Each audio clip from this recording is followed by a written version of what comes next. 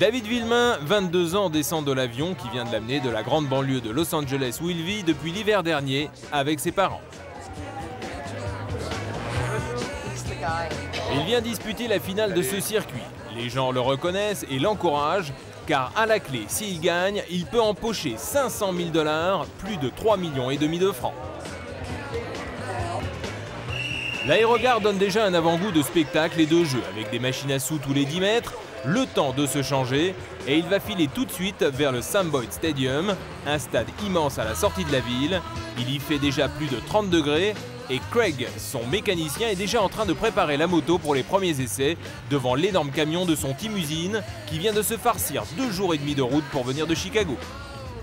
Voilà, en fait, c'est tout ce qui est pièces détachées, tout se range ici.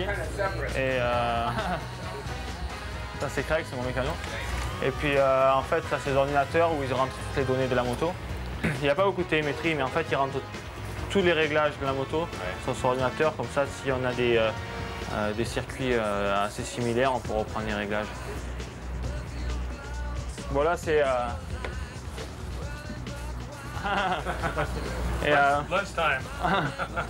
En fait, il prépare tout ce qui est intendance, donc à manger, et puis il filme tous mes essais à la caméra, et après les essais, je peux le voir sur la télé.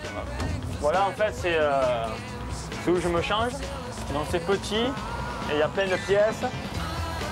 Voilà, donc ça c'est... j'ai un matelas pour me reposer, et en fait, je me change ici.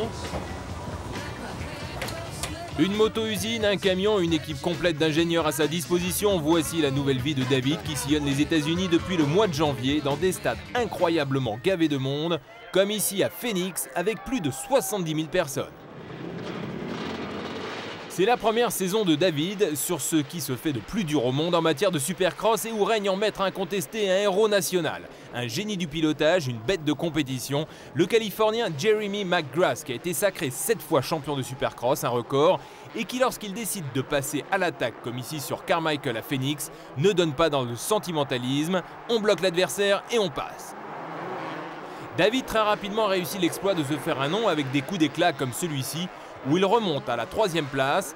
Sur sa première saison, il va réussir carrément à remporter 4 victoires, du jamais vu depuis Jean-Michel Bayle, ou comme ici, il va aller chercher McGrath à la régulière. Écoutez le commentateur, il en boufferait sa cravate.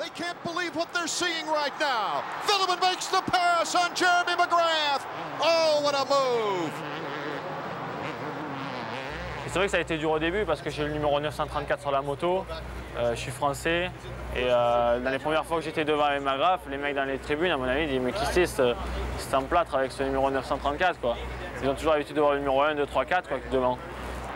Parallèlement à ses succès, David, contrairement à d'autres pilotes français, va tout de suite faire le travail nécessaire pour se faire accepter d'un public on ne peut plus chauvin. Il écrit des chroniques dans la presse spécialisée, participe à des opérations de promotion et ça marche. Jeremy McGrath n'a pas été plus surpris que ça. Il fait partie des rares Américains du motocross qui voyagent et qui fait souvent des compétitions comme à Bercy en novembre dernier où David lui avait sérieusement échauffé le carbu. Je ne suis pas vraiment surpris. David est un très bon pilote. L'an dernier à Bercy, nous avions eu de belles courses. Et je pense en fait que les médias américains l'ont un peu sous-estimé. Il a fait un super boulot cette saison. L'une des plus belles courses de la saison a eu lieu à la Nouvelle-Orléans où David et McGrath vont se livrer un duel superbe. David sort en tête au premier tour et McGrath se bat comme un fou pour revenir. Avec des duels dans ce genre, le public est aux anges. McGrath profite d'une faiblesse de David pour le passer, mais 60 mètres plus tard, ce sera David à nouveau devant. David va gagner, mais McGrath, deuxième de cette course, gagne son 7e titre. Le championnat est déjà joué avant Las Vegas. Il est clair que le niveau américain est de toute façon le top. Maintenant, les dernières comparaisons qu'on a pu faire entre l'Europe et l'Amérique ont laissé entendre que l'Europe était quand même là. Le motocross des nations l'a prouvé en ce qui concerne le motocross. Évidemment, en supercross, c'est quand même ici que ça se passe, il n'y a aucun doute. Il suffit de regarder autour de soi, les usines, les camions. Quant à David, il se formalise à peine de voir le peu de presse qu'il génère en France, malgré ses exploits. Pour moi, c'est pas grave. Maintenant, je suis aux États-Unis. Moi, la presse qui m'intéresse, c'est la presse américaine. Et je veux dire, ici, c'est Comme on dit ici, c'est le hub, c'est la plaque tournante du cross, c'est ici. Ce sont aussi des moyens qui n'existent pas en Europe, des pièces exceptionnelles spécialement usinées pour les pros. David et le Mac courent pour la même marque, mais dans 2 teams différents. Au départ, ils ont la même moto, mais ils ont carte blanche pour la faire évoluer. À l'arrivée, elles sont complètement différentes.